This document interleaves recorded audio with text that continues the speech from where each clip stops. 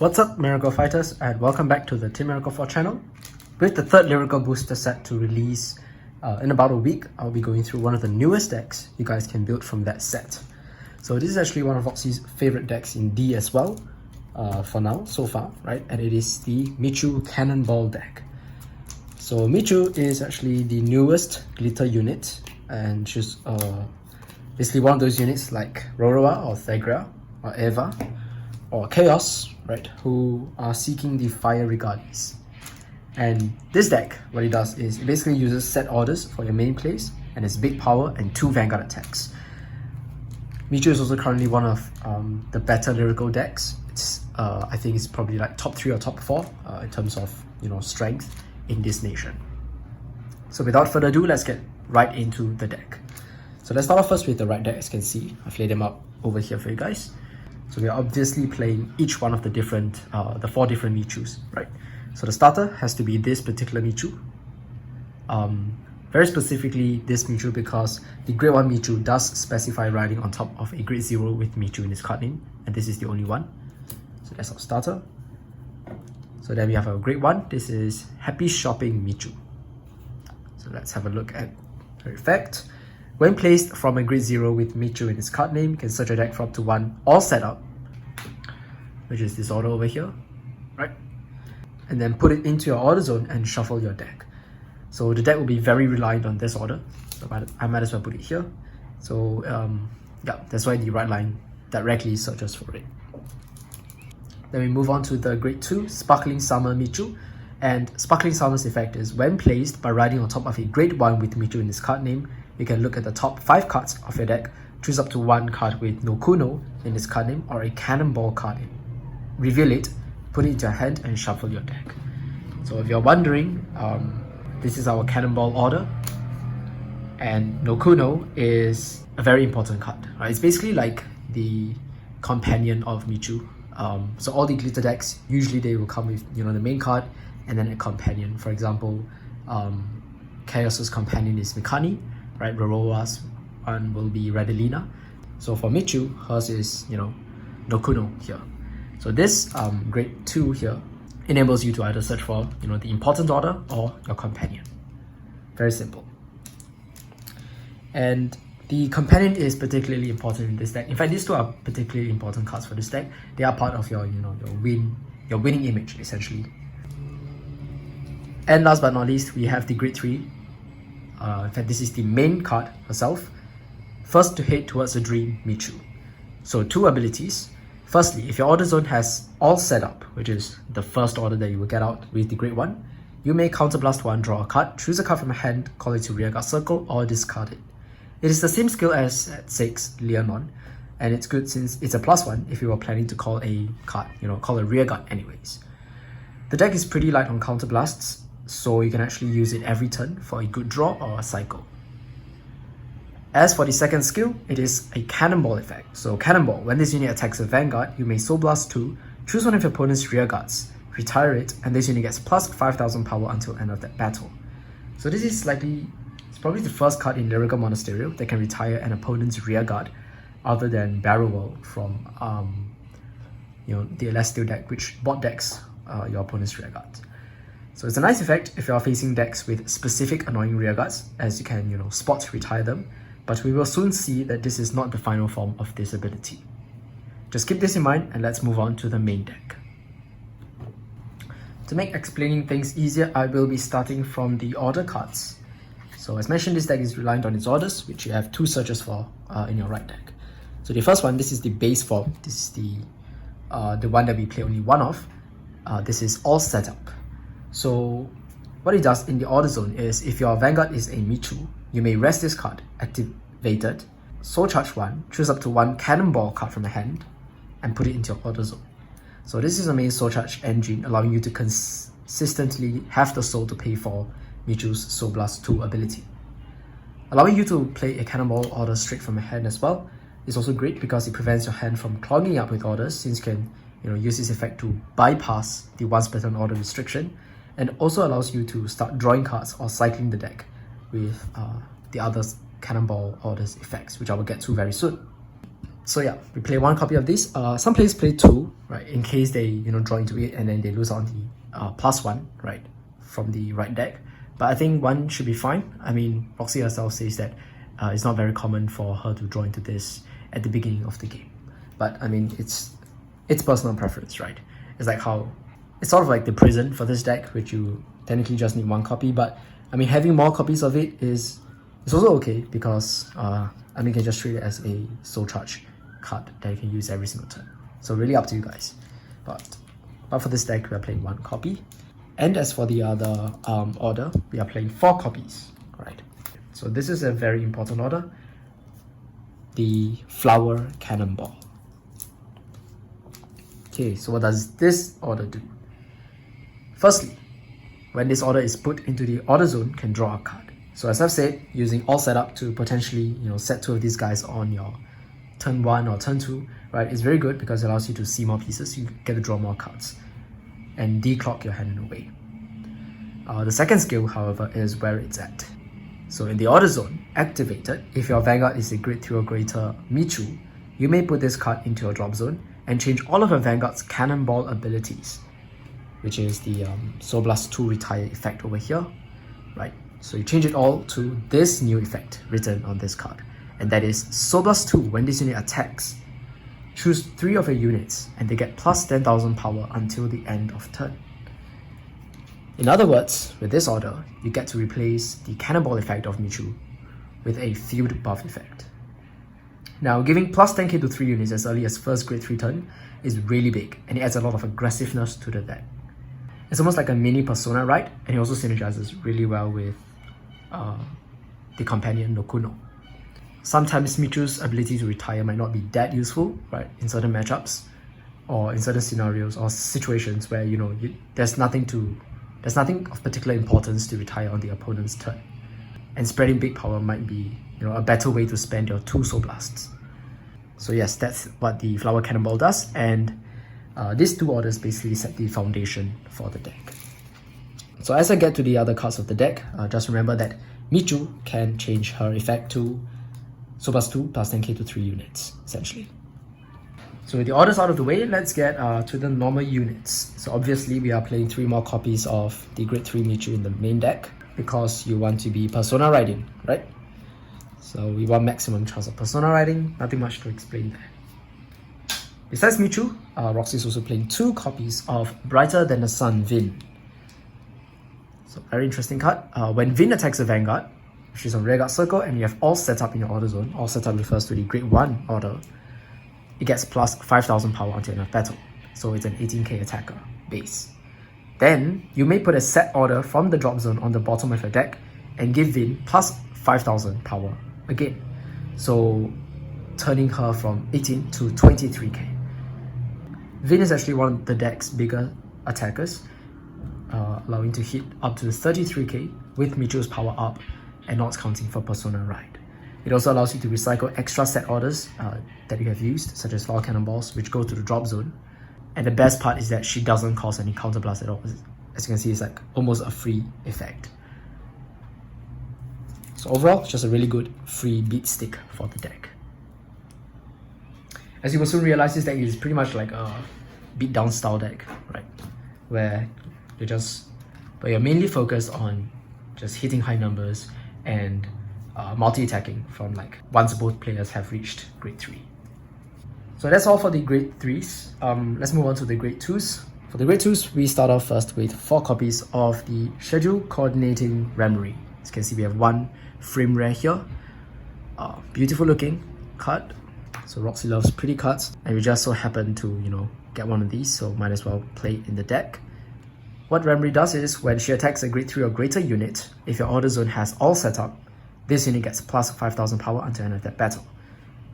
So she's a free 13k attacker that can hit Vanguards unboosted. And then, when her attack hits, second effect, you may Soul Blast 1, choose a Cannonball card from your drop, and put it into your order zone. So unlike Vin, which chucks used Cannonballs back to your deck to prevent deck out and, to recycle them or whatnot, Remory straight up allows you to reuse an already used set order, an already used Cannonball. The best part about this is that the Flower Cannonball, when put into the order zone, can allow you to draw a card, meaning that Remry's on hit is actually a +1 to hand. You might think that Remry is not going to hit most of the time since she's only just a 15k attacker. But we should not forget that, Michu can power up 3 units by 10k, meaning that if you just throw a booster behind Remry and pump up that column, you can potentially make Remry hit or attack for 43,000 power without Persona riding and accounting for, your trigger checks. That's actually kind of insane. In fact, just, 33 is really high enough to make the opponent think about not guarding. Otherwise, if you do force your opponents to guard, you're making them lose cards from the hand as well, which is also great. So overall, Remry is just an amazing pressure card for the deck. Oh, and something I forgot to say is that if you want to manually play the Flower Cannonball order, you have to pay a counter blast. But most of the time, you'll be playing it using all setup, so you can actually skip out on that cost, which I think is really neat.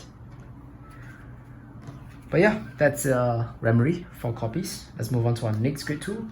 We are playing 4 copies of I'm on Stage, Ronovia, or something like that. So she's a very simple card. She's just a basic power up card. So she gets plus 5,000 power and plus 5,000 shield as long as you have all set up in the order zone. So 13k unboosted plus a 10k shield helps with the deck's consistency in having, attackers that don't have to be boosted, as well as good defense. So I mean, it's a pretty basic card, but it works, right? So yeah, with these 2 cards, you can go for some pretty good grade 2 turns. If you're going second, you have 13 and 15. Otherwise, you can just put this down on the field early and use it for a 10k intercept. Pretty decent. And that will basically be it for the grade 2s. Moving on to our grade 1s, we've got to start with Michu's companion, Shy Singing Voice Nokuno, which we're playing at 4 copies over here. Really nice looking card, as you can see. Very long effect, and for good reason, because she is actually one of the most important cards in this deck. She is what I will consider the main playmaker of the deck as well. So 2 main effects. Firstly, which is this skill over here. If she's in a drop zone, when a card is put into your order zone, if you do not have a unit with Nokuno in its card name on the field, you may Soul Blast 1 to call this card to a back row rearguard circle. If there are 2 copies of this card in drop, you can only call 1. So this is a superior call. It's a +1 and allows you to essentially ditch her or discard her for right deck and get her back immediately on turn 1. This skill is also really good because it allows her to bring herself back in the event your opponent retires her as the game progresses. So this deck, as I've mentioned already at the beginning of the video, really needs Nokuno to push and stuff like that. So I'm glad that she has this ability to revive herself from the drop zone. However, the highlight is in her second skill, which is a glitter skill locked behind having Michu as the Vanguard. So, second effect, Glitter Michu, back row, center, rearguard circle, right, just below Michu. At the end of the battle that your Vanguard attacked, if your opponent's Vanguard is grade 3 or greater, so it's a going second card, you may counterblast 1 and discard a card from your hand to stand this unit and exchange this unit's position with your Vanguard. The soul does not swap. And then at the end of the turn, exchange the swapped units' positions. This basically means you are getting 2 Vanguard attacks, but in a very cool fashion or a very cool way that switches your Vanguards. In my opinion, this is really creative design, as when you think about it, it is basically allowing Michu and Nokuno both to take the stage in a card fight. Having 2 Vanguard attacks means that you're getting drive checks for both of the attacks. So 2 drives from Michu since she's a grade 3, right? And then 1 drive from Nokuno since she's a grade 1. So a total of 3 drives, which I think is pretty decent. Switching also synergizes really well with the power up effect of Michu, as if you give Nokuno the additional 10k through her Cannonball effect, then not only does it count towards the attacking power, because when you boost, the boosting power is added continuously, but at the end of the battle, when you actually swap, when you actually move Nokuno up to the Vanguard circle, she still retains the plus 10k power bonus. This also applies to any trigger effects that you apply onto Nokuno. So any trigger power-ups such as the plus 10k or plus 1 crit that you give to Nokuno, right, during the battle phase, will be retained by Nokuno until the end of turn, which, if you think about it, discourages the opponent from guarding 2 to pass, since you can just pump everything to a column of Nokuno and Michu. You just have to give to Nokuno and stuff like that, and then she'll be able to use it for her own attack. One very important point as well is that when Nokuno becomes your Vanguard's grade now becomes 1. So while this might seem, trivial, this actually shuts down certain guards the opponent might have, such as effect trigger guards. So for example, if you take a look at your effect triggers, over here I have an example, I have an effect front. You see that it requires the opponent's Vanguard to be grade 3 or greater in order to get a plus 5000 shield bonus. Basically, what this means is that if your Vanguard now becomes Nokuno, your Vanguard's grade is now 1, and it means that all your opponent's effect triggers no longer get the plus 5k bonus. Thus, you are preventing your opponent from guarding with 20k shields or 10k draws, and essentially reverting them back to their regular guards. So that's 5k for draws and 15k for fronts. This does make a difference in guarding because Nokuno most of the time will be 18k if you don't persona right. So 18k because the plus 10k is from the cannonball effect. So 18k attacking, right? Asking for a no pass means that the opponent has to guard a 20k shield. However, this time they cannot use just a front trigger to guard. They have to use pretty much 2 cards or more, which can eat at your opponent's hand size. So yeah, if you're playing this deck, do take note that your opponent shouldn't be able to proc any effect triggers if your Vanguard is on Nokuno. I feel like some players will forget about this fact because we're very used to guarding with effect triggers once both players reach grade 3, but this deck is a bit special in that sense. So yeah, something to take note of if you're playing against Nokuno or if you're playing the deck itself, right? And yeah, that's 4 copies of Nokuno. Besides Nokuno, Roxy also plays 4 copies of Shutter Chance Ilse, or Ilse, whatever. So this is a double red grade 1. She's the deck's main rearguard booster. Nokuno is the deck's main Vanguard booster. This is supposed to be placed on your left and right rearguard circle columns. So what she does is, when the attack that she boosted hits a Vanguard, if all setup is in your order zone, you can look at 5 cards from the top of a deck, choose up to 1 glitter card, which refers to Michu, or set order, which refers to the flower cannonball. From among them, reveal it and put it into your hand and shuffle your deck. If you reveal the card, put this unit on the bottom of your deck. Once again, we have an Oni pressure card to really make the most out of the 10k buff that Michu can give to your rearguards or your units.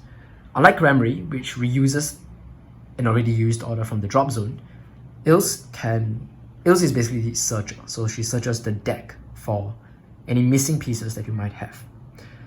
The best part is that she can also add a persona right, as I mentioned, with Michu, which is really good because Nokuno really makes use of your persona right front row plus 10 effect.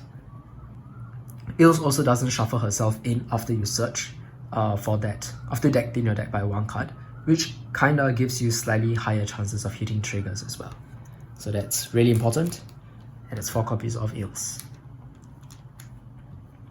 Finally, to end off our normal units, we are just playing 4 copies of your grade 1 Sentinels. Lyrical has a bunch of them, you can choose whichever one you like.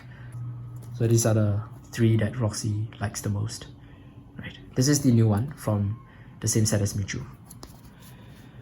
So the reason you don't see Elementaria Sanctitude here is because we don't have Elementaria Sanctitude in Japanese yet.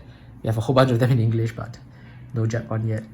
So that reminds me, we've got to get ourselves at least one of them. But yeah, if you do have Elementaria Sanctitude, do play that, right? Because that can help in certain matchups, like especially against the grade 4 decks. So that's Seraph Pure Light and Maha Nirvana.